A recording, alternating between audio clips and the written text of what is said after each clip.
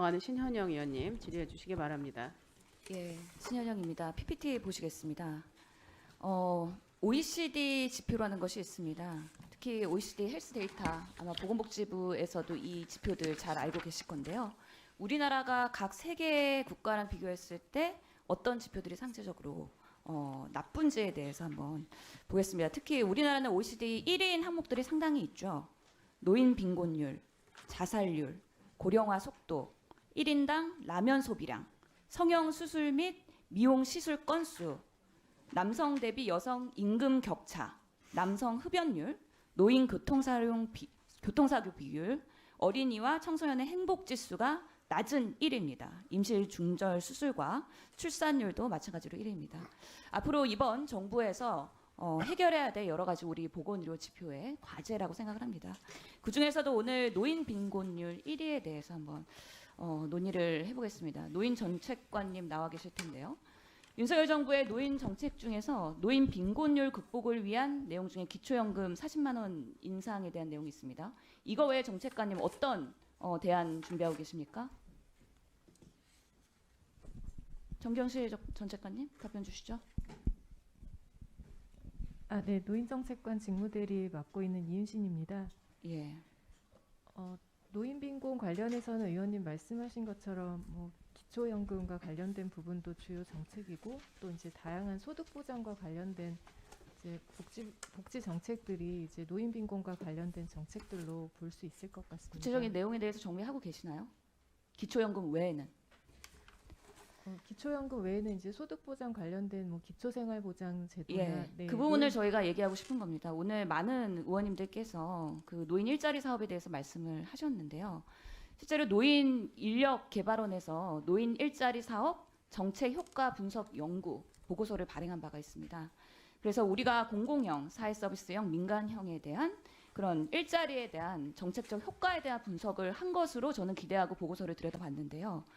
공공형 일자리가 이번에 6.1만 개가 감소되는데 이거에 대한 효과평가 어떻게 되어 있나요? 네, 전체적으로 노인 일자리에 대한 효과 평가를 진행을 한 바 있고 소득 감소와 관련해서도 이제 일정 부분 기여하는 부분이 있고 정서적인 부분이나 건강 상태에 있어서도 노인 일자리가 예. 긍정적인 효과가 있는 것으로 다음 분석하였습니다. PPT를 보여주시고요. 실제로 이번에 윤석열 정부 과학적 근거를 매우 좋아합니다. 그렇기 때문에 과학적 근거를 가지고 정책을 추진했을 거라고 믿고 저희가 들여다봤거든요. 예, 다음 PPT요. 그런데 지금 보면은 이 노인 인력 개발원 원장님께서 답변하셔야 될 것 같은데요. 해당 개발원에서의 보고서에서는 실제로 공공형에 대한 따로 사업 효과 분석에 대한 평가는 없습니다. 실제로 이게 만약에 평가가 나쁘거나 줄여야 된다는 근거가 있으면 줄일 수도 있겠죠. 근데 어떤 근거를 갖고 과학적 근거나 분석, 정책적 근거를 가지고 줄였는지 답변을 주셔야 될 것 같은데요.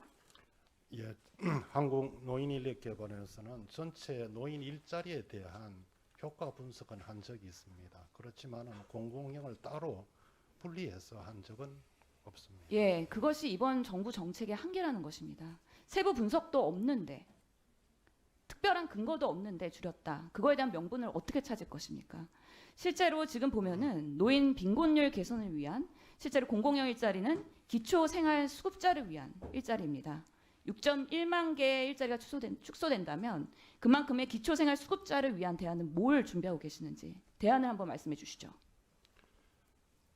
예, 저 영역, 그러니까 노인 일자리 외의 영역에 대해서는 제가 이야기할 수 있는 성격은 아니지만은 제가 빈곤을 연구했다는 관점에서 말씀드린다면은 노인 빈곤을 해결하기 위해서는 현재로서는 기초연금을 올린다든지 노인 일자리를 확대한다든지라는 수단을 강구해야 될 것으로 판단하고 있습니다. 이번 일자리 정책 대안에 대해서 다시 한번 숙고를 해주시고요. 정말 기초생활수급자 그리고 노령분들 그리고 기술이 많지 않은 어르신분들의 빈곤율을 위해서 우리가 어떻게 지원을 해야 될지에 대해서는 진지하게 고민을 해야 됩니다. OECD 1위라는 오명에 대해서 벗어나기 위해서 제대로 된 실효성 정책을 펼쳐주시길 부탁드리겠습니다.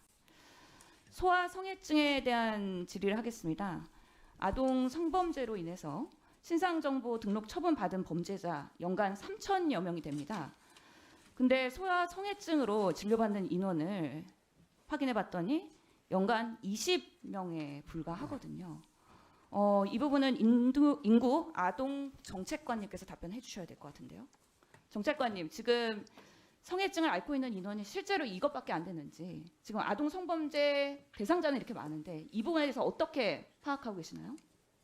죄송합니다만 그 숫자 자체는 제가 지금 잘 파악을 못하고 있어서요. 마이크를 켜주세요.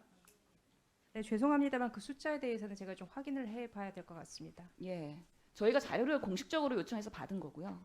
그리고 이미 보도 자료와 기사도 됐는데 이제 확인하겠다고 하면 지금 보건복지부의 기강이 얼마나 지금 위약해 있는지에 대해서 저희가 실망스럽다는 말씀드리겠습니다.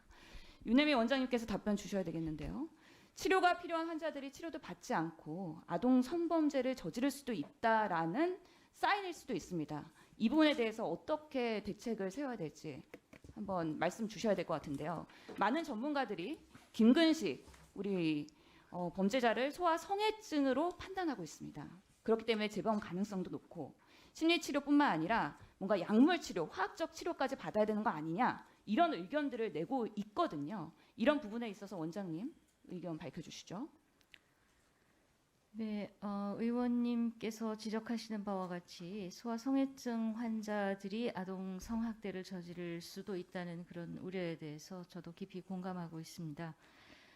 성애증과 관련해서 진료를 하는 것은 의학적인 일이라서 아동권리 보장원의 입장에서 뭐라고 하기는 어렵지만 이런 부분들도 성학대와 관련해서 중요한 원인이 될 수 있기 때문에 앞으로 아동이든 또는 아동을 돌보는 보호자나 또는 양육기관들에 대해서도 부모님들에 대해서도 충분히 이해하시고 또 조심을 하실 수 있도록 교육 교재라든지 이런 부분들을 잘 정비해서 교육과 훈련을 통하고 홍보를 하도록 하겠습니다. 그래서 이거는 시스템적으로 대안을 마련해야겠고요. 이게 성애증이 있는데 치료가 필요하다는 인식, 그리고 본인의 협조, 그리고 이게 범죄로 연결되지 않도록 하는 사회적 제도적 장치가 매우 필요합니다. 이번 계기로 해서 이번 정부에서도 대안을 마련해 주시기로 의원님의 대책 말씀 주시기 바랍니다. 이상입니다. 네, 수고하셨습니다.